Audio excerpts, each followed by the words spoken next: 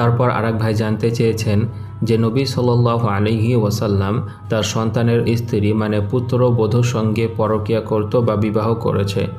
এটা নাস্তিকদের বড় একটি অভিযোগ। তারা সূরা আহজাবের 37 নম্বর আয়াত নিয়ে অভিযোগ করে থাকে। প্রথম কথা হচ্ছে সেই আয়াত এবং পরবর্তী আয়াত যদি আপনি দেখেন তাহলে বুঝতে পারবেন যে কোরআনের বক্তব্য কী আর নাস্তিকদের বক্তব্য কী।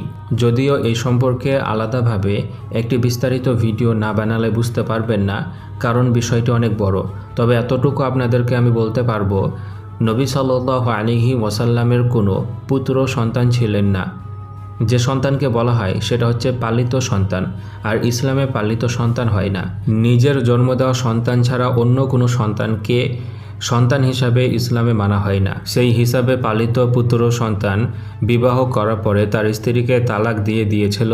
তারপরে সেই অসহায় মহিলাকে নবী সাল্লাল্লাহু আলাইহি ওয়াসাল্লাম বিবাহ করেছিলেন, তাকে সাহায্য করেছিলেন, সুরক্ষা দিয়েছিলেন, তাকে সম্মান দিয়েছিলেন। এ থেকে তিনি প্রমাণ করেন যে তিনি একজন মহান মানুষ। কোনো অসহায় মহিলার পাশে থাকা, তাকে সাহায্য করা, তাকে সম্মান দেওয়া, মর্যাদা দেওয়া, এটা সবার পক্ষে সম্ভব নয়।